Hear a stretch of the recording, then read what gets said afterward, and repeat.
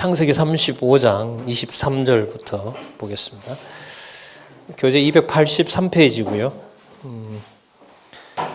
야곱의 아들들이 번성한 후에 그 부친 이삭이 내용에 보면 180세에 죽습니다.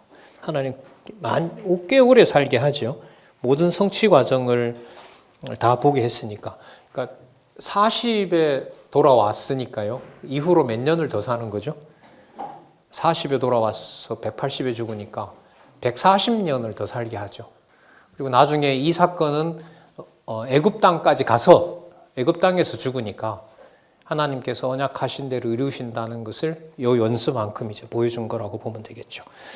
23절에 보면 레아의 소생을 먼저 얘기합니다. 루벤, 시므온, 레위, 유다, 이사간, 스불론. 자, 6명이죠. 24절에 라헬의 소생은 요셉과 베냐민. 25절에 라헬의 여종 빌하 소생은 단과 납달리. 그 다음에 26절 레아의 여종 실바의 소생은 갓과 아셀. 이들은 야곱의 아들들이요 밧단 아람에서 그에게 낳은 자더라. 가나안이 아닌 밧단 아람에서 낳아서 이제 들어오게 했고요. 또 이 자녀들이 낳은 70명은 430년 동안 400년 또 다른 기록에는 430년 동안 애굽에 가서 번성하도록 하는 일들이 준비되어 있습니다.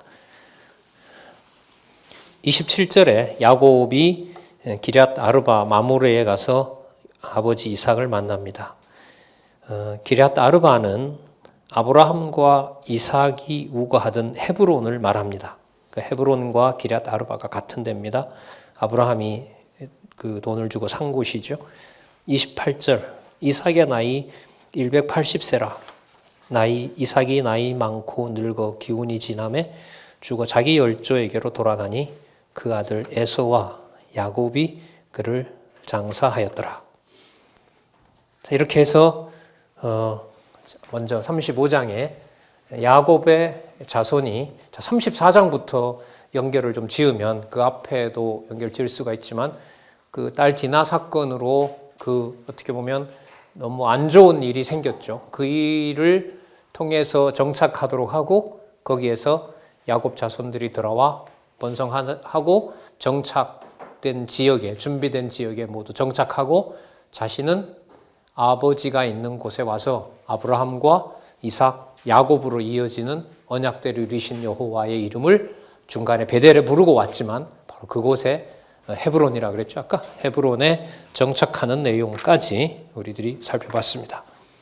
그 다음에요. 36장을 읽지 않고 37장으로 가서 읽으면 연결이 돼요. 읽어볼까요? 37장 1절 야곱이 가나안 땅 곧 그의 아비의 우거하던 땅에 거하였으니 아까 어디에 와서 정착했다 그랬죠? 기럇 아르바 곧 헤브론에 와서 뭐 하였더라? 정착하였더라라고 했으므로 37장 1절에 야곱이 가나안 땅 곧 그의 아비 우거한 땅에 거하였으니 2절에 아주 중요한 개념 또 나옵니다. 야곱의 약전이 이러하니라. 약전 동글라미 톨레도트. 어디에 나왔냐 하면 앞에 25장 9절에 나왔습니다. 25장 9절에 나왔고 지금부터 살펴볼 36장 1절에도 나옵니다. 36장 1절에 보시면 에서 곧 에돔의 대략이 이러하니라. 여기도 톨레도트. 자, 그러면 36장과 37장은 이제 자손언약 성취 섭리로 넘어가는데요. 36장과 37장 본문에 시작하는 개념은 중요한 개념이 뭐라고요? 톨레도트. 톨레도트는 언제 쓰는 용어라 그랬죠? 여호와께서 언약하신 대로 이루셨다고 할 때 처음이 어디에 나오죠? 여호와의 천지 창조하신 대략이 이러하니라. 창세기 2장 5절이라 그랬죠. 아주 중요한 용어입니다. 그리고 또 하나 본문 읽어 가실 때 자, 지금부터 뭘 보시냐 하면 이제 36장 이후도 더 그렇습니다. 시간과 관련된 그 문장 구문이 나와요. 그때에, 그로부터 3년 후에, 그때가 지나서 계속 이렇게 내용들이 연관이 됩니다. 그럼 여러분 그것하고 톨레도트하고 연관을 시키면 어떤 뜻이 되냐 하면 여호와께서 언약하신 대로 이루시는데 그 언약대로 이루시는 때를 누가 정하셨더라? 여호와께서 정하셨더라. 그래서 톨레도트가 나오고 그때에 그 일이 일어난 다음에 그로부터 얼마가 지나서 그로부터 어떤 때에 그로부터 3년이 지나서 이 3년은 나중에 요셉이 그 바로의 그 신하들과 만나서 바로의 신하가 이제 그 포도주 관리하던 자가 살아나가면 자기를 좀 꺼내달라고 했는데 그때 이제 기억을 못 하거든요. 그게 아마 3년인가 지나요. 그런 내용들이 앞으로 많이 나옵니다. 다시요. 본문 연결에 있어서 문법적으로 중요한 부분이라고 의미가 있다고 생각을 합니다. 톨레도트가 나옴으로 언제 그걸 이루시는지에 관련된 시간과 관련된 연결어가 나온다. 자, 유의하시기 바랍니다. 여러분 이게 어디에 그대로 나오냐면 마태복음에 보면 많은 접속사가 나와요. 어떤 말로 나오는지 아세요? 그때에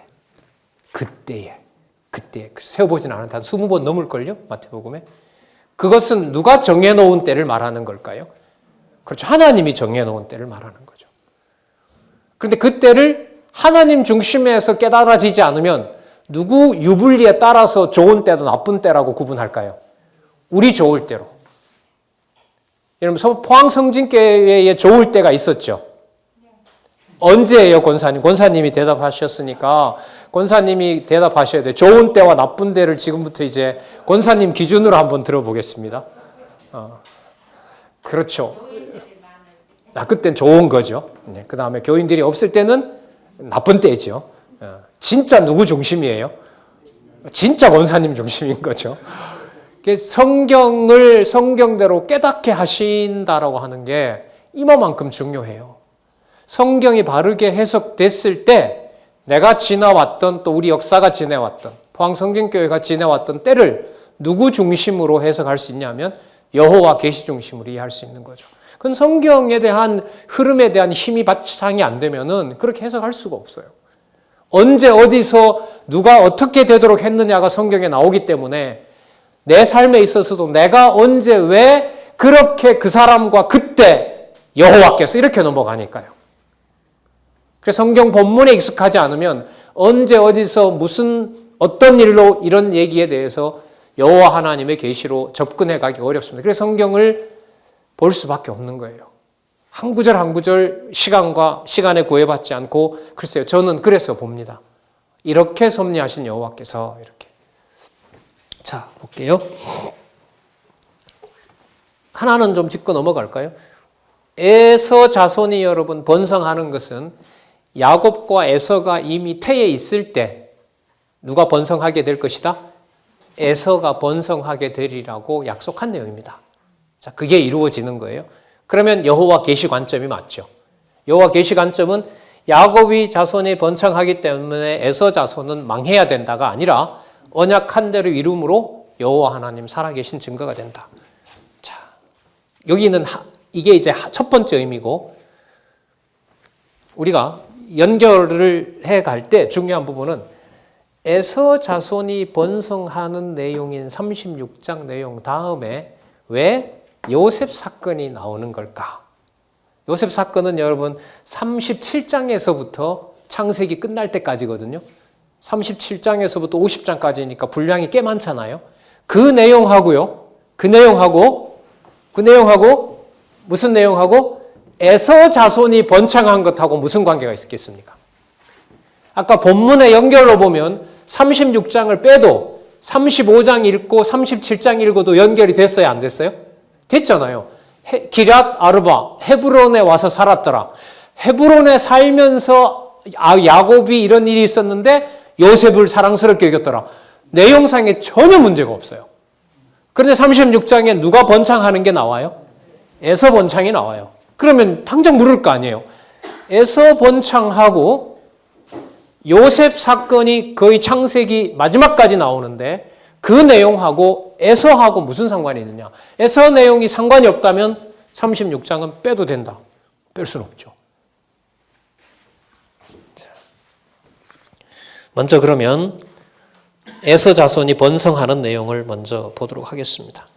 우리 여러분 창세기 4장에 보면 가인의 혈통이 망했습니까? 가인의 혈통이 심히 번성했습니까? 가인이 누구냐 하면 동생 아벨을 돌로 죽인 살인자 아닙니까? 그런데 그 가인의 후예들이 물론 노아 홍수를 통해서 다 그 멸망당하지만은 노아 홍수 때까지 그 잘 삽니까? 잘 못 삽니까? 잘 살죠. 성도 쌓고 날카로운 무기도. 일시적으로 보면 뭐 하는 겁니까? 강성한 나라가 되는 거죠. 에서도 마찬가지라고 보시면 돼요. 이런 구조로 되어 있거든요.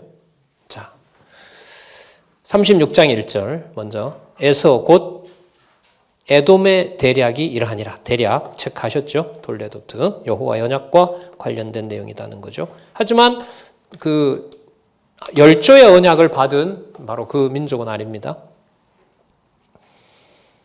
2절 먼저 볼게요. 에서가 가나안 여인 중 헷 족속 중 엘론의 딸 아다와 히 족속 중 시브온의 딸 아나의 소생 오홀리바를 자기 아내로 취하고 3절에 이스마엘의 딸 느바요스의 누이 바스마를 취하였더니 여러분 이 이스마엘 딸 느바요스는 왜 취했죠? 그 야곱이 바단 아람으로 도망가기 전에 에서가 이렇게 보니까 야곱을 에서 생각에 아버지 어머니가 좋아하는 게 바단 아람으로 보내서 본인 권력과 그 연을 맺는 것을 아버지가 어머니가 좋아한단 말이죠. 그래서 혹시나 성경에 나오지 않지만 이 맥락으로 봤을 때 이 해족 속의 여인을 구하는 게 아니라 같은 혈통의 며느리를 얻으면 어머니 아버지가 어떻게 좋아할까 봐. 그래서 여러분 이스마엘 같으면 뭐가 죠? 사촌이 되는 거죠. 그죠? 거기에 가서 이제 얻어오죠. 하지만 여러분 이스마엘이 아브라함의 혈통을 타긴 탔으나 누군 아니에요? 언약 자손은 아니죠. 참 어떻게 보면 좀 처절해요. 이 에서가 동생한테 속아서 이렇게 뭐라 그러죠? 버려지고 나중에 유다를 괴롭히게 되고 유다 족속을 괴롭히게 되고 괴롭혔다는 이유로 에덴 족속을 하나님이 선지서에 가서 멸하는 걸 보면 인간적으로 보면 지금 누구 생각이 나냐 하면 사울 왕 베냐민에 가면 사울이 생각이 납니다. 여러분 사울이 처음부터 왕 된다고 나섰어요? 아니면 왕이 되도록 밀어갔어요? 왕이 되도록 밀어갑니다. 자기 막 숨어버리잖아요. 나무단 속에 자기가 숨어요. 자기가 왕 안 된다 그래요. 근데 왕이 되게 하고 다윗이 왕 되게 하도록 하기 위해서 하나님 어떻게 하셨냐면 하나님의 부리는 악신이 사울에게 임하게 합니다. 그럼 누가 버리는 거죠? 여호와가 버리시는 거죠. 그래서 여기서 사무엘 강의를 같이 공부할 때 우리 사무엘 공부를 같이 할 때 그때 학생들이 한 20명 여기 나왔었거든요. 그 사무엘 공부를 너무너무들 좋아해서 좋아한 이유는 자신들이 알고 있던 이 전능자와 다르니까 그게 아직도 생생해요.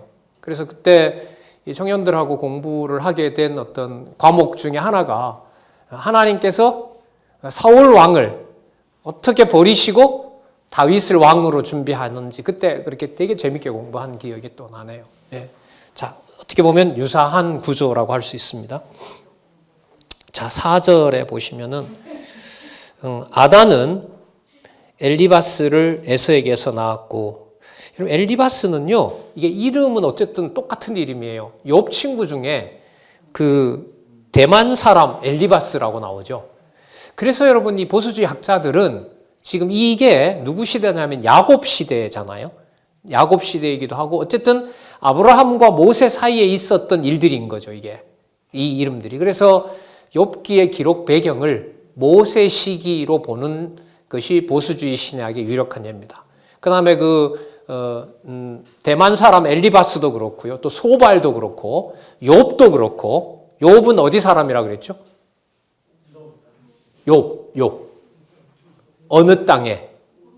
우스 땅에. 우스 땅이 어디냐면 에돔 땅이거든요. 그래서 보수주의 신학자들은 그런 정황으로 봐서 욥기의 기록을 출애굽 당시나 그 무렵이라고 그 전까지 봅니다. 근데 중요한 것은 욥기의 그 문법적이고 역사적인 충격이 주는 것은 욥이 어쨌든 아브라함과 이삭, 야곱의 혈통이 아니다는 거예요. 아니다는 거예요. 그런데 동방에서 그보다가 더 의로운 자가 없다는 거예요.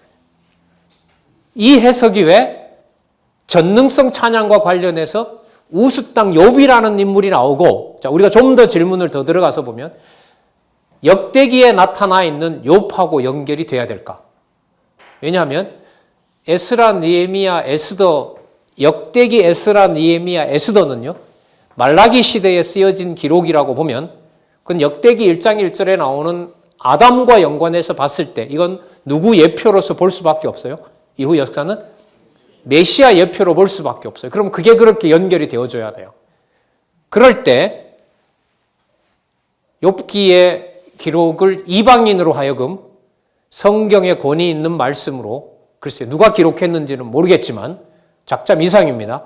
가장 유력하기는 모세가 모세 기록을 기록했던 것처럼 욥으로 하여금 욥기를 기록했을 수도 있겠죠. 그럼 기자는 우리에게 중요한 건 아닌데 어쨌든 그런 그 문헌학적인 어떤 중요한 의미도 저는 있다고 봐요. 저는 얼마든지 성경 신학을 통해서 저는 설명이 가능하다 이렇게 보는 입장입니다. 그런 부분들은 나중에 또 공부하도록 하고요. 어쨌든 각 이런 좀 익숙한 이름이 나오기 때문에 말씀을 드렸고요. 자, 6절 한번 보면은요. 에서가 자기 아내들과 자기 자녀들과 자기의 모든 사람과 자기의 가축과 자기 모든 짐승과 자기가 가나안 땅에서 얻은 모든 재물을 이끌고, 그럼 이걸로 보면, 이 내용으로 보면 에서는 지금 어디에 살고 있는 거예요? 그렇죠. 가나안에 살고 있는 거죠. 그럼 가나안에 살면 돼요, 안 돼요? 그렇죠. 에서가 가나안에 살면 안 됩니다. 왜? 가나안 땅은 누구에게 준 거니까. 그렇죠. 아까 세겜과 숫곳곳을 정복하도록 하는 방법이 그 야곱의 딸 디나의 일이 있었잖아요. 그 일을 통해서 저 북쪽 땅을 준 거죠. 북쪽 땅을 준 거예요. 그 예루살렘으로부터 바다 한 70km 떨어진 땅까지 북쪽 경계를 이루는 땅을 준 것처럼 지금 예루살렘 지나서 예루살렘 밑에 헤브론이 있거든요. 이 거리가 한 100여 킬로 된단 말이죠. 그 땅 전체를 지금 주기로 했는데 그 땅에 에서가 살 수는 없어요. 그럼 하나님 이걸 어떻게 분리시켜 놓느냐? 아니요, 그렇게 안 나오고요, 권사님. 이 본문이 이렇게 나와요. 이 성경을 우리가 봐야 돼요. 한번 같이 보자고요. 모든 자기가 가나안 땅에서 얻은 모든 재물을 이끌고 그 동생 야곱을 떠나 타초로 갔어요. 가라 한 게 아니에요, 권사님. 자기가 갔어요, 에서가. 자, 7절. 두 사람의 소유가 풍부하여 함께 거할 수 없음이로라. 그들의 우거한 땅이 그들의 가축으로 인하여 그들을 용납할 수 없었더라. 하나님의 방법은 뭐였어요? 에서에게 엄청난 재물을 준 거죠. 그리고 도저히 이걸 어디에다가 풀어놓을 수가 없어요. 가나안 땅에 풀어놓을 수가 없어요. 거기에로 누구까지 재물을 보탰죠? 야곱도. 야곱이 형한테 수백 마리의 그 양과 염소를 주잖아요. 그래 처음에 그걸 에서가 받겠다 그랬어요? 받지 않겠다 그랬어요? 나 안 받는다 그랬어요. 그런데 야곱이 강권하잖아요. 형님 받으시라고. 그렇게까지 받았으니까 더더욱 어디에 못 살아요? 가나안에 못 사는 거죠. 그럼 에서에게 여러분 재물을 많게 한 것이 복입니까? 아니면 뱃속에 있을 때부터, 아니면 야곱이 속여서 눈이 먼 이삭이 축복했던 대로 이루어지는 겁니까? 그렇죠. 그럼 이게 누구 방법대로 되는 거냐면 여호와 방법대로 돼요. 그러니까 부자가 된 것은 에서에게 좋을 법하지만 가나안 땅에 살 사람은 누구여야 되냐 하면 야곱이어야 돼요. 그럼 그 땅에 못 살게 하기 위해서 하나님은 에서에게 부를 몰아준 거죠. 엄청 부자가 되게 해서 도저히 거기 살 수 없도록 해서 어느 땅으로? 에돔 땅에 가서. 어마어마한 부자였기 때문에 에돔으로 갔는데도 자기가 그 땅 전체에 자기 걸 풀 수가 없어요. 그래서 누구를 점령하냐 하면 호리 족속을 점령합니다. 왜 호리 족속까지 점령해야 뭐가 넓어지니까? 땅이 점령하니까. 그래서 그 일대 전부를 동방인 거죠. 요단강 동쪽에서 더 동쪽으로 남쪽으로 내려오면 에돔 족속인데 에돔 족속 유물은 요즘도 관광지죠. 거기 가면 어마어마한 왕국이 과거에 있었다는. 권사님 이스라엘 갔을 때는 아마 동쪽까지는 안 가신 걸로 알고 있는데 이집트 쪽에만 간 걸로 알고 있어요. 이쪽도 요즘은 굉장히 이렇게 뜨는 지역입니다. 그래서 그 역사학자들 눈에는 이렇게 강한 제국이 어떻게 이렇게 몰락했느냐, 이게 미스테리인 거죠. 우리가 볼 땐 미스테리가 아니에요. 에서는 번성하면 안 되게 되어 있어요. 맞죠? 전쟁은 잘하지만 그렇게 뜨다가 그렇게 광야에 있다가 결국은 망해야 돼요. 그게 선지서에까지 연결이 된단 말이죠. 그게 바로 하나님께서 에서에게 복을 주지만 그 복이 결국은 너는 절대로 가나안 땅에 살 수 없는 자고 가나안 땅은 내가 아까 몇 번 나타났었잖아요. 야곱에게 주기로 한 약속의 땅을 이루는 거죠. 그러니까 어디까지 어떤 방법으로 여호와께서 해가시는지를 성경에 이런 과정을 이렇게 쭉 좀 뭐라 그럽니까? 깊이 이렇게 쭉 천천히 따라가면서 보는 공부가 우리에게는 좀 필요하지 않나 이런 생각이 들어요. 자, 이에 에서 곧 에돔이 세일산에 거하니라. 여러분 9절에 보면 또 나와요. 세일산에 거한 에돔 족속의 조상 에서의 무엇이? 자, 동그라미 또 하시기 바랍니다. 아까 어디에 나왔냐 하면 36장 1절에 나왔죠. 그럼 여러분 두 번 나온다는 말은 누가 언약한 대로 분명히 됐다. 여호와께서 언약한 대로 분명히 됐다. 그럼 아까 중간 내용에 뭐가 나왔냐면 재물이 많아서 가나안 땅에서 나올 수밖에 없었더라. 그 다음에 톨레도트가 나왔어요. 연결이 되겠죠, 이제는. 재물이 많아서 가나안 땅에 살 수 없게 하셨으므로 가나안 땅은 야곱에게 주기로 한 것이 이루어졌더라. 그리고 에돔 땅에 가서 세일 땅에 가서 세일 자손을 번성시키는 일을 에서가 했더라. 그러니까 그걸 한번 보자. 그래서 톨레도트가 나온 거예요. 그래서 36장 1절에 대략과 9절에 대략도 한번 체크해 놓으시기 바랍니다. 자, 다는 읽지 않고요. 그러면 에돔 족속의 조상이라고 했으니까 에돔 족속이 얼마나 번성했는지 한번 보자고요. 결론만 말씀을 드려볼게요. 아까 그 부인이 셋이 있었죠? 그 부인 셋이, 야곱은 넷이 있었지만은 어쨌든 셋을 줘서 더 얼마나 강성한 나라가 된지 한번 살펴보자고요. 몇 절을 보시냐 하면 16절 보겠습니다. 15절 보겠습니다. 에서 자손의 족장은 이러하니라. 에서의 장자 엘리바스의 자손에는 대만 족장, 대만 사람 아까 나왔었죠. 오말 족장, 스보 족장, 그나스 족장과 고라 족장, 가담 족장, 아말렉 족장. 고라 자손이 이름 같은 거죠. 고라 자손. 아말렉 족장이니 이들은 볼까요? 에돔 땅에 있는 엘리바스로 말미암아 나온 족장들이요. 이들은 아다의 자손이며 에서의 아들 루엘 자손에는 자, 여러분 거기 에돔 땅에 있는 엘리바스로 말미암아 나온 족장들고 세어보면 몇 족장이냐면 7족장이에요. 7족장이고요. 그 다음에 17절에 보면 나핫, 세라, 삼마, 미사 나오죠. 몇 족족이죠? 4족장이고요. 4족장이고요. 그 다음에 19절에 가시면 18절에 보면 에서의 아내 오홀리 바다의 아들들은 여우스 족장, 얄람 족장, 고라 족장이니 세 족장이죠. 그럼 아까 여러분 몇 족장이 되는 거죠? 7족. 세 부인이 있었으니까 7족장, 4족장, 3족장. 그럼 몇 족장이에요? 14족장이죠. 그 부인 숫자는 적지만은 뭐가 더 많아요? 부족이 더 많은 거죠. 그 다음에 플러스. 아까 어디를 쳤다 그랬죠? 세일 족속을 쳤다 그랬죠. 그들을 자기 땅으로 삼으면서 자, 어떻게 번성하나 한번 볼게요. 36장 20절에서부터 30절에 보면 그 땅 원거인 호리 족속 세일의 자손은 로단과 소발과 동명이인이죠. 소발과 시부원과 자 이렇게 나옵니다. 자, 이 사람들이 전부 몇 명이냐 하면 30절 보시기 바랍니다. 29절 보시기 바랍니다. 29절. 여러분 28절도 한번 볼게요. 디산의 자녀는 거기 뭐가 나옵니까? 우스 나오죠? 이 우스가 여러분 어쨌든 여기 나오고 욥기에 나와요. 자, 그러니까 에돔 족속이 맞는 거죠. 동방 쪽에 있는 세리 여기 보면 세일 족속에 해당되는 겁니다.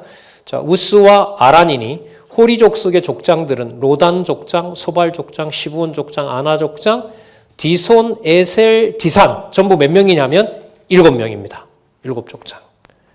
자, 그러니까 아까 몇 족장이었습니까? 세 부인을 통해서 벌써 14명의 족장이 있었고 지금 7족장은 쳐서 그 원거인들 중에 취한 7족장. 그리고 또 뭐가 있냐면 32절에서부터 43절 이게 되게 재밌어요. 되게 재밌어요. 여러분 지금 야곱 이후에 들어가서 몇 년 후에 모세가 데리고 나오죠? 몇 년 동안 애굽에서 종살이 합니까? 400년, 다른 길로 430년. 그때 430년은 왜 430년이냐 하면 만나가 끝나는 날까지. 왜냐하면 그 요단강 건너서 요단강 건너서까지 한 1, 2년 정도 더 만나가 내려옵니다. 그래서 거기 보면 그 구체적인 내용이 나와요. 그 민수기에 가면. 자, 어쨌든 430년이라고 얘기를 하기도 하고 400년이라고도 얘기를 하는데 어쨌든 그 기간이 지나야 나오고요. 또 보세요. 가나안 땅에 모세 이후에 몇 년 후가 되어야 다윗 왕이 나타나죠. 500년 후에. 그럼 이 기간으로 보면 몇 년이 지나야 돼요? 거의 1000년이 지나야 돼요. 애굽에서 몇 년? 430년. 그 다음에 가나안 땅에 들어와서 사사기를 지나는 기간 400년. 그렇게 놓고 보면 800년 이상 가야 되는데 자, 그런 의미에서 36장 31절부터 보면 애굽 땅에는 에서 땅에는 이미 누가 있었어요? 몇 년 뒤졌는데 800년을 뒤졌는데 하나님은 그 다윗 왕가를 통해서 팔레스타인 전 지역을 다 점령하도록 정복하게 하는 일들이 앞으로 기다리고 있는 겁니다. 아니면 이 내용이 여기에 나오고 우리가 주목할 필요가 없어요. 자, 볼까요? 36장 31절. 그래서 한번 체크해 볼 만하죠. 이스라엘 자손을 다스리는 왕이 있기 전에. 이렇게 재밌죠? 이 표현이 여기 왜 나올까요? 그러니까 이렇게 보면은 이스라엘의 왕을 세워서 이스라엘 주변에 있는 모든 대적들을 점령하고 전부 다 진멸하는 일을 다윗이 하긴 하는데 그 모든 일을 누구의 능력으로 했다고 말을 못해요? 다윗의 능력으로. 이스라엘이 힘이 있어서 이런 말을 못하는 거죠. 왜? 나중에 등장한 나라가 갑자기 커져서 일대를 전부 점령해버리니까. 자, 그래서 이 표현을 좀 주의하시기 바랍니다. 이스라엘 자손을 다스리는 왕이 있기 전에, 다르게 말하면 언약 자손은 통치 언약을 꿈도 못 꿀 때에, 왜 꿈을 못 꾸느냐 하면 애굽에 내려가긴 내려갔지만은 히브리 사람인 야곱의 후손들은 애굽 사람들의 뭐가 되는 겁니까? 신하로 좋은 상황에서는 신하로 사는 것이고 나중 상황이 되면 뭐가 되죠? 종으로 사는 거잖아요. 그러니까 왕에 대한 언약을 받았는데 정작 앞으로 지나갈 400년 이후 일은 왕은 고사하고라도 무슨 신세로 살아야 되는 거예요? 종으로 살아야 돼요. 그러니까 아까 제가 말씀드린 거예요. 이스라엘 자손을 다스리는 왕이 있기 전에라는 말은 통치 언약을 상상도 못할 때에 이미 에돔 족속은 뭐가 있었더라? 왕이 있었더라. 그럼 여러분, 하나님의 언약은 거꾸로 가는 거죠. 정작 왕을 주시겠다고 했던 언약 자손은 애굽으로 보내버리고 그리고 나중에 애굽에 가서 애기들까지 그 바로의 손에서 죽게 되는 일들이 있는 거고.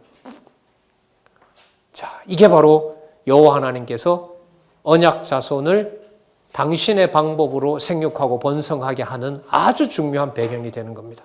지금 우리 36장 지나면 이제 37장에서부터 자손 언약 성취 섭리를 살펴볼 거거든요. 그럼 여러분 이제까지 살펴본 것처럼 아브라함, 이삭, 야곱에게 언약하고 성취하는 자손도 주고 땅도 주고 통치 언약을 이어가도록 하시는 모든 방법을 여호와의 방법, 주권성에 따라서 섭리해 오셨습니다. 그게 전부 연결고리였습니다. 맞죠? 자, 그러면 37장부터 이루어질 자손 언약 성취 섭리를 이루시는 것도 누구의 방법으로 이루어 가시겠어요? 여호와의 방법으로 이루어 가고 여호와의 이름이 드러나는 방향으로 그 역사를 섭리해 가신다는 것을 기록할 수밖에 없는 겁니다. 그것만 그런 것이 아니라 신약의 마태복음부터 요한계시록까지도 그 하나님 계시 중심에서 모든 사건들이 연결이 됩니다. 그 말은 인간의 어떤 기준과 판단으로 성경 본문이 논리적으로 이렇게 연결될 수가 없다는 거예요. 없다는 거예요. 자, 확인하겠습니다. 얼마나 많은 왕들이 있었는지. 31절 좀 한번 더 볼게요. 이스라엘 자손을 다스리는 왕이 있기 전에 에돔 땅을 다스리는 왕이 이러하니라. 자, 그러면서 그 부올의 아들 벨라가 에돔의 왕이 되었으니 그 도성의 이름은 딘하바며 벨라가 죽고 보스라 사람. 이 보스라는 나중에 선지서에 가면 에돔 족속을 지칭하는 다른 이름이 뭐냐 하면 보스라입니다. 기억해둘 만해요. 보스라는 나중에 선지서에 가면 에돔 족속을 지칭할 때 여기 나와 있는 대로 보스라라고 하는. 그럼 보스라가 등장한다는 말은 뭐와 관계됐기 때문에 그래요? 왕과 관계되기 때문에 그래요. 그런데 어떤 의미가 있냐 하면 이스라엘은 왕을 상상도 못할 환경인데 에서는 이미 뭘 가지고 있었더라? 왕국을 가지고 있었더라. 그러니까 하나님의 약속이 이루어지지 않는 것처럼 보이더라. 그게 바로 여호와 하나님께서 언약하신 대로 이루어 나가는 방법이다. 자, 결론적으로 한번 읽어보면은요, 40절에 에서에게서 나온 족장들의 이름은 그 종족과 거처와 이름대로 이러하니 딥나, 알와, 여댓 쭉 나오죠. 42절에 그나스, 대만은 그 전체 에돔을 명칭할 때 이 대만도 씁니다. 밉살, 막디엘, 이람 족장. 자, 이들은 그 구역과 거처에 따른 에돔 족장들이며 에돔 족속의 조상은 에서더라. 여러분 여기에 몇 명이 나오냐면요. 제가 세봤는데 11족장입니다. 왕가를 이어지는 11족장이 쭉 이어집니다. 아까 우리 신학적 해석을 하나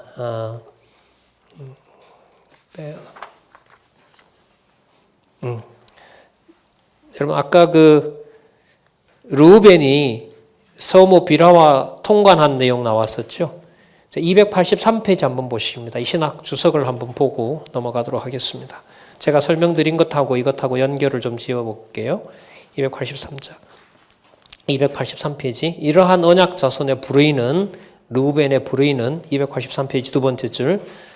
이러한 언약 자손의 불의는 하나님의 의와 은혜의 풍성함을 더욱 드러내시기 위한 하나님의 섭리이다. 로마서 3장 5절. 신약의 인간의 불의와 관련해서 이 내용이 나왔는데 이걸 제가 아까 좀 상세하게 풀어드린 거예요. 상세하게 풀어드렸어요. 그리고 아까 우리 찾아봤던 그 야곱의 축복 속에 가서 르우벤을 장자 자리에서 어떻게 합니까? 지워버리죠. 밀어내버리죠. 그리고 아까 역대기 5장 1절과 2절에 가보면 장자권은 에브라임에게도 넘기고 장자가 누구인지를 계보대로 적을 때는 누구 방식대로 적는다? 내 방식대로 적는다. 그리고 유다는 왕이 될 수 있을런지는 몰라도 그 12지파에 뭐가 될 수는 없다? 장자가 될 수가 없다. 그 경계를 하나님이 엄격하게 지켜나갑니다. 여러분 이게 왜 중요하냐면요. 왜 중요하냐면 역대기를 기록할 때는 남쪽 유다가 이미 망한 다음에 70년 후에 돌아왔기 때문에 북쪽 이스라엘의 흔적은 찾아볼 수가 있어요? 없어요? 없어요. 왜냐하면 남쪽 유다가 망하기 한 120년 전에 북쪽 이스라엘이 망해버렸기 때문에 70년이 지나면 200년이 지나거든요. 그러면 11지파, 한 지파 빼면은 11지파가 전부 산산이 다 붕괴되어 버린 거예요. 아수르 제국이 온 데 다 흩어나 버렸어요. 그러면 실제로 보면 11지파라는 땅은 있어요? 없어요? 없어요. 11개 보면 다 섞어 놔 버렸거든요. 예루살렘에도 누가 들어오죠? 사마리아에는 누가 들어와서 하냐면 원주민들이 들어와서 여호와도 섬기고 이방신도 섬긴다고 끝나요. 열왕기에 보면. 그러면 11지파의 땅이라는 것을 찾는다는 것은 불가능합니다. 그런데 놀랍게도 에스겔 45장 이후에 가면, 에스겔 48장에 가면 하늘에 아수르에 의해서 멸망했던 11지파도 에스겔 48장에 보면 땅을 분배받아야 안 받아요? 12지파가 등장해요. 에스겔 때 보면. 그리고 소선지서에 가면 이스라엘 11지파에도, 유다 말고 망한 북쪽 이스라엘에도 누가 남아있어요? 남은 자가 있어요. 그 남은 자를 그리스도가 와서 찾아내요. 그가 바로 우물가에서 만난 수가성 여인이에요.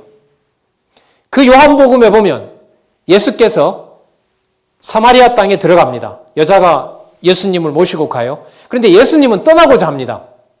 떠나고자 하는데 사마리아 사람들이 붙잡아요. 그래서 이틀 동안 머무르세요. 무슨 얘기 하셨을까요? 사마리아는 소용없다가 아니고 선지서에 언약된 대로 너희들도 남아있는 자다. 그거 얘기했겠죠.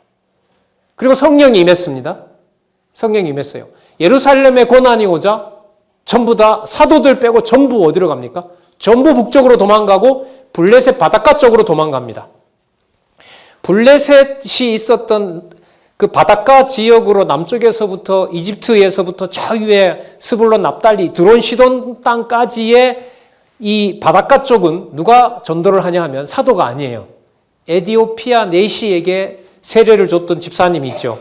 누구예요? 빌립에 의해서 여기가 다 복음이 전도가 됩니다. 그리고 사도들이 아닌 쫓겨난 사람들은 어디로 도망을 일단 하죠? 사마리아로 도망갑니다. 그래서 사마리아 사람들이 복음 들었다는 사실을 사도들이 보고를 받습니다. 결과는요, 그들에게도 성령이 임했다고 보고를 들었더라 이렇게 나옵니다. 그 내용이 여러분 우리가 지금 보고 있는 내용하고 무관하지가 않아요.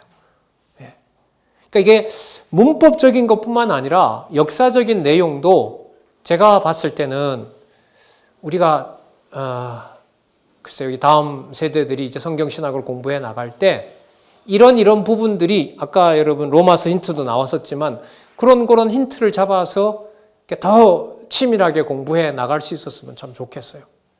그 저자도 얘기하지만 이번에 나온 성경신학 개론 같은 경우에는 한 문장이 한 편의 논문이 되도록 그렇게 압축해 놨다고 하잖아요. 그 말은 성경신학 총서, 성경 강론 전집 자체가 공부하는 방법론을 거기다 이렇게 보여주고 있어요. 여러분 여기 도표, 언약과 성취 섭리도가 성경을 여호와 중심으로 보는 방법이고 또 동시에 무슨 방법이냐면 세상과 인생을 볼 때 누구 중심으로 보는 방법일까요? 창세전부터 계신 여호와 중심으로 보게 하는 것이 여러분 저 도표의 의미입니다. 무슨 공부하라고 그냥 정보를 저렇게 모아놓은 건 아니에요. 그러니까 저것하고 무관해도 우리가 좀 공부하는 게 많이 아쉬운 거죠.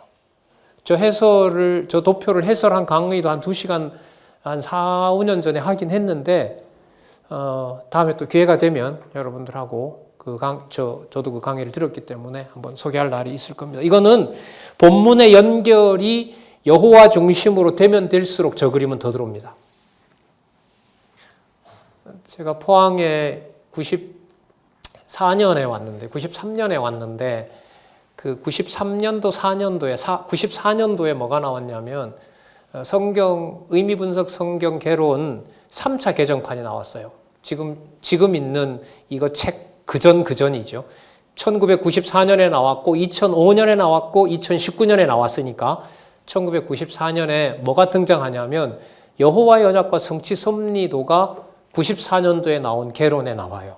그래서 포항 오기 전에 대구에 있을 때 목사님이 그때 사경회를 왔거든요. 그래서 제가 그때 목사님이셨잖아요. 박 목사님한테 질문을 했어요. 뭐라고 질문했냐면 언약과 성취 섭리도를 이렇게 펴면서 이거 몇 장 몇 절에 근거하는데요? 질문이 될까요, 안 될까요? 대답을 안 하시고요. 좀 약간 비웃는 듯 웃으시더라고요. 그리고 뭐라 하냐면 공부나 더 하지? 그 말은 몇 장 몇 절로 보는 게 아니고 성경을 어떻게? 그렇죠. 그 말이었어요. 그 말이었어요. 그 말이었어요. 그러면 우리가 지금 하는 것은 여러분, 시간을 들이는 것은 본문과 본문의 연결을 짓고 있는 거잖아요. 지금 이 에서의 자손 번창도 마찬가지인 거고요. 왜 이게 이 자리에 나오냐는 거예요. 그리고 이게 왜 37장부터 가면 자손 언약 성취 섭리가 나오느냐. 이게 지금 제가 아까 드린 질문이잖아요. 이거 풀어가야 되거든요. 그러면 언약과 성취 섭리도라고 하는 것은 본문의 연결을 바탕으로 한 누구 계시? 여호와 계시라고 하는 하나님 말씀의 권위를 확증하는 이 생각하고 바로 직결이 되는 겁니다. 자, 좀 더 보도록 할까요? 예. 아까 그 부분은 빌하의 루벤의 그 서모 빌하와의 간통 사건은 그렇게 이제 정리를 하고요.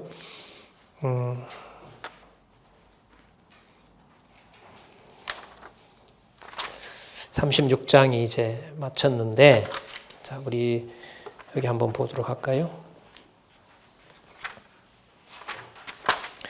291페이지에 가면 지금 한 10분 정도 말씀을 드리고 좀 이따가 쉬면서 흑판에다가 메모를 하고 계속해서 공부해 가도록 그렇게 하겠습니다. 자, 제2장 자손 언약 성취 섭리, 제1장 언약 자손의 번창 나오고요. 292페이지에 가면 자손의 보호와 형통, 야곱 아들들의 범죄, 야곱 아들들의 범죄가 요셉의 형들이 범죄하는 내용으로 연결이 됩니다. 자, 요거 이제 설명해야 돼요. 여러분, 에서 자손이 번성하는 내용이 나왔죠. 세 여인으로부터, 세 명의 부인으로부터 아까 14족장에다가, 그 다음에 호리 족속의 4족장에다가, 그리고 이스라엘은 꿈도 못 꿀 상황에 뭐까지 줬고요? 왕까지 줬고, 그 왕국을 준 거 아니겠어요? 그런 상황으로 보면 야곱 자손보다가 어디가 더 번창했어요? 에서가 더 번창했죠. 그러면 누가 여러 왕들이 나온다고 오늘도 읽었었잖아요. 누구로부터? 야곱으로부터 왕이 나온다고 했잖아요. 그러면 36장에 에서 자손이 번성한 사건은 왜 이 내용이 들어갔을까요? 야곱에게 약속했던 왕들이 나고 국민이 나고 여러 왕들이 거기서 난다고 하는 이 약속을 여호와 하나님께서 이루어 가신다는 사실을, 내가 반드시 이루어 가야만 가능한 일이라는 사실을 보여주기 위해서 야곱과 비교가 안 될 정도로 1800년이나 앞서서 어디 자손이 번성한다? 에서가 번성한다. 그럼 이게 여호와의 언약이 800년 동안 현상적으로 보면 안 맞잖아요. 누가 번성하고 누가 망해가야 되는데, 야곱이 번성하고 에서가 망해야 되는데, 이 적어도 다윗이 올 때까지 보면 누가 더 번성한다는 거죠? 에서가 번성하죠. 그리고 또 하나는 출애굽할 당시에 에돔 족속이 모세가 가나안으로 인도해 가는 과정을 돕습니까? 방해합니까? 방해하죠. 방해하는데 오늘 읽은 내용과 연관을 시켜보면 방해한다고 해서 모세가 에돔을 칠 수 있어요? 없어요? 없어요. 어디가 상상할 수 없을 정도로 강하니까. 에돔이 상상할 수 없을 정도로 지금 본 것처럼 강하기 때문에. 그래서 에돔 족속을 비켜갈 수밖에 없어요. 전쟁을 할 수가 없어요. 그리고 또 나중에 아수르가 침범해 온다든지 바벨론이 침공해 올 때 에서는 야곱의 후손인 유다를 도와줄까요? 아니면 거두면서 더 약탈을 할까요? 약탈합니다. 약탈을 해요. 그러니까 어느 경우로 보더라도 에서 자손은 에서 자손은 적어도 여러분 역사적 사실이니까요. 고레스 왕이 등장하기 전까지는 여러분 고레스 왕이 등장한다는 건 언제를 얘기하는 거예요?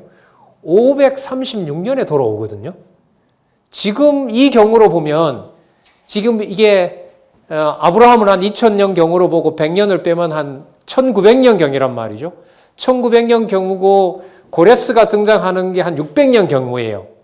그러면 몇 년 후의 일이에요? 1300여 년 동안 1300여 년 동안 에돔 자손이 야곱의 후손이 유다가 에돔 족속보다가 더 강한 적은 있었다 없었다? 없었다는 얘기가 됩니다. 그래서 이걸 해석하기가 힘들어요. 해석하기 힘듭니다. 그러니까 에서를 피해서 야곱이 밧단아람으로 도망가기 전에 아버지인 이삭이 야곱과 에서에게 했던 축복은 성경에서 그 다음부터 그 내용을 찾아가기가 어렵습니다. 한 번은 있었죠. 이스라엘 나라 전체를 누가 지배할 때 이스라엘 나라의 초대 왕이 누굽니까? 다윗이잖아요. 다윗이 있을 때 그 당시 일시적으로만 됐죠. 근데 그게 유지되지 않아요.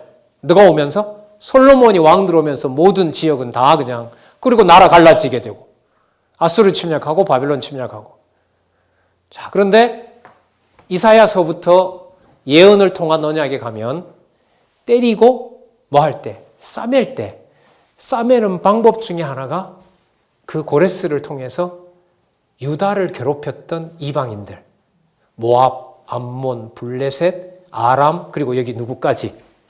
에돔 족속까지 그때 치게 돼요.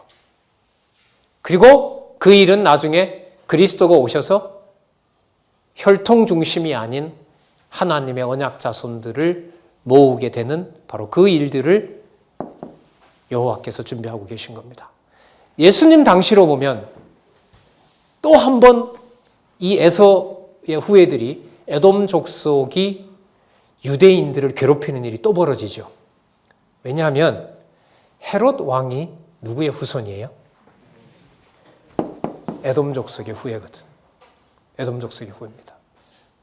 그러니까 뭐 하는 일에 가담을 하냐면 바벨론에 유다가 침공받을 때 도망가는 유대인들을 잡아다가 블레셋에 팔아먹은 것처럼 유대인들이 예수님을 죽이려 할 때 빌라도와 합하여 유대인들과 함께 헤롯 가문이 예수님을 뭐 하는 일에? 죽이는 일에 동참하게 되죠. 동참하게 돼요. 그리고 에돔 족속은 예루살렘이 예수님의 언약대로 망할 때 AD 70년에 에돔 족속은 그때 완전히 멸망합니다. 그리고 사도 바울이 로마로 갈 때 그 헤롯 가문은 역사책을 좀 읽어보면 참 희한해요. 그렇게 예수님 죽는 일에 가담했으면 그리고 또 그 헤롯 이 왕들이 얼마나 잔인한지 그 유대인들이 좋아한다고 여러분 예수님의 동생 야고보스의 기자 아닌 야고보 말고 예수님의 그 사도 중에 누가 있었죠? 야고보가 있었죠. 그 야고보를 누가 죽이냐 하면 사도행전에 보면 헤롯 왕이 죽여요. 왜 헤롯 왕이 죽이냐 하면 물론 이제 순교를 하는 건데 그것도 약속이 되어 있지만은요. 그 야고보를 왜 죽이냐 하면 유대인들이 좋아하니까. 유대인들이 박수 쳐주니까 사도들인 야고보를 거기서 순교하도록 하는 겁니다. 그래서 지금 제가 드리는 말씀은 뭐냐면 이삭이 야곱과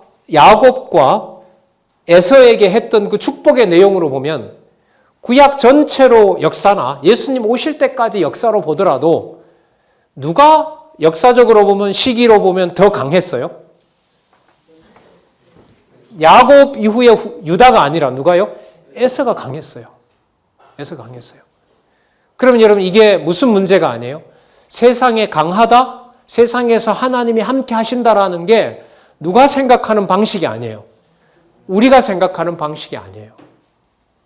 그러면 하나님의 교회도 하나님의 교회를 그리스도가 머리 되셔서 하나님의 자녀들을 보호하고 양육하고 무장시키고 하는 것도 이 전체 과정으로 보면 이렇게 강하게 해놓은 에서가 자기네들 왕국을 철옹성 같이 만들어 놓거든요.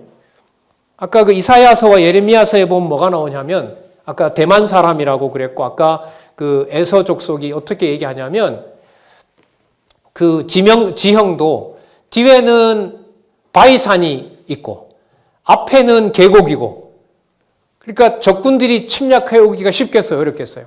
어려워. 그래서 이 에서가 에돔 족속이 어떻게 하냐면, 세상 누군들 여기를 쳐들어오겠느냐. 상상도 할 수가 없다. 그러니까 엄청 번성하는 거예요. 유대가 망할 때에도. 그런데 거기에 대해서 이사야와 예레미야 선지자는 또 그 에돔 족속과 관련된 게 아마 오바댜인가 그럴 거예요. 거기 가면 그렇게 자부하고 누군들 우리를 건들겠냐고 했지만 너희들의 성에 울부짖는 소리가 여인들이 이렇게 구로할 때, 아이를 낳을 때보다 더 심하게 너희들이 괴롭다고 부르짖을 날이 올 것이다. 그게 결국 언제 이루어지냐면 고레스 왕이 칠 때 그런 일들이 벌어지거든요. 자, 제가 드리고 싶은 얘기는 뭐냐면 야곱 자손의 번성은 35장, 36장 지나서부터 이제 어디 가서 나오냐면 37장에서부터 제목이 뭐라고 얘기를 했죠? 창세기 37장부터 민수기 30장까지 무슨 언약 성취 섭리요?